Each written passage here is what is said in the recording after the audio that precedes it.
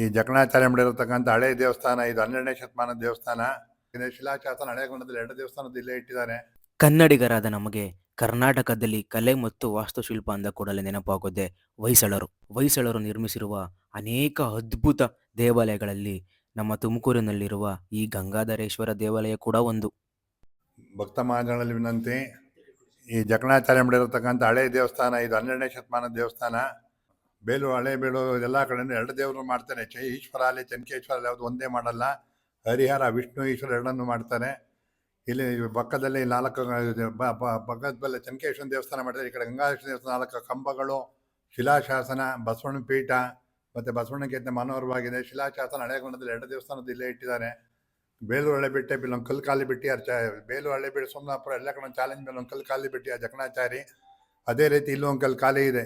ಮುಂದೆ ಬರೋ ಹಂಗಿಂತ ಚೆನ್ನಾಗಿ ಕೆತ್ತೋರು ಕೆತ್ಬೋದು ಅಂತೇಳಿ ಒಂದು ಕಲ್ಲು ಖಾಲಿ ಬಿಟ್ಟಿದ್ದಾರೆ. ಬಸವಣ್ಣ ಈ ಥರ ಪೀಠ ನಿಮ್ಗೆ ಎಲ್ಲೂ ಇಲ್ಲ. ಜಕಣಾಚಾರ್ಯ ಮಾಡೋ ಲಾಸ್ಟ್ ದೇವಸ್ಥಾನ ಈ ಥರ ಪೀಠ ನಿಮ್ಗೆ ಎಲ್ಲೂ ಇಲ್ಲ.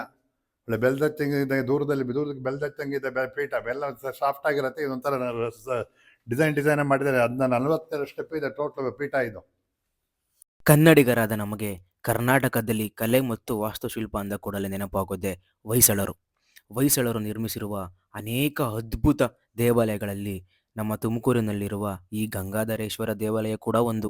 12ನೇ ಶತಮಾನದಲ್ಲಿ ಅಮರ ಶಿಲ್ಪಿ ಜಕಣಾಚಾರ್ಯವರು ನಿರ್ಮಿಸಿದ ಕೊನೆಯ ದೇವಾಲಯ, ಕೊನೆಯ ವಿಗ್ರಹ ಕೂಡ ನಮ್ಮ ಕೈದಳದಲ್ಲಿನ ಚೆನ್ನಕೇಶವ ಮತ್ತು ಗಂಗಾಧರೇಶ್ವರ ದೇವಾಲಯಗಳಾಗಿವೆ.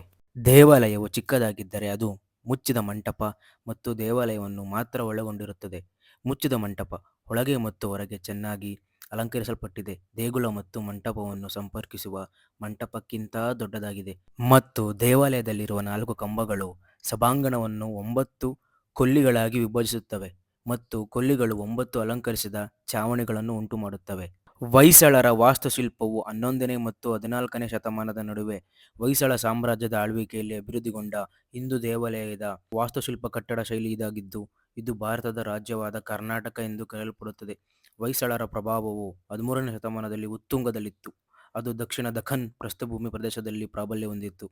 ಈ ಯುಗದಲ್ಲಿ ನಿರ್ಮಿಸಲಾದ ದೊಡ್ಡ ಮತ್ತು ಸಣ್ಣ ದೇವಾಲಯಗಳು ಹೊಯ್ಸಳ ವಾಸ್ತುಶಿಲ್ಪ ಶೈಲಿಯ ಉದಾಹರಣೆಗಳಾಗಿವೆ. ಬೇಲೂರಿನ ಚೆನ್ನಕೇಶವ ದೇವಾಲಯ, ಹಳೆಬೀಡಿನಲ್ಲಿರುವ ಹೊಯ್ಸಳೇಶ್ವರ ದೇವಾಲಯ ಮತ್ತು ಸೋಮನಾಥಪುರದ ಕೇಶವ ದೇವಾಲಯ, ಈ 3 ದೇವಾಲಯಗಳಿಗೆ 2023ರಲ್ಲಿ ಯುನೆಸ್ಕೋ ವಿಶ್ವ ಪರಂಪರೆಯ ಸ್ಥಾನಮಾನವನ್ನು ನೀಡಲಾಯಿತು.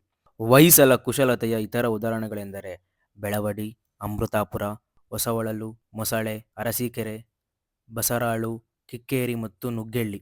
ಹೊಯ್ಸಳ ವಾಸ್ತುಶಿಲ್ಪ ಶೈಲಿಯ ಅಧ್ಯಯನವು ಅತ್ಯಂತ ಇಂಡೋ-ಆರ್ಯನ್ ಪ್ರಭಾವವನ್ನು ಬಹಿರಂಗಪಡಿಸಿದರೆ, ಆದರೆ ದಕ್ಷಿಣ ಭಾರತೀಯ ಶೈಲಿಯ ಪ್ರಭಾವವು ಹೆಚ್ಚು ವಿಭಿನ್ನವಾಗಿದೆ.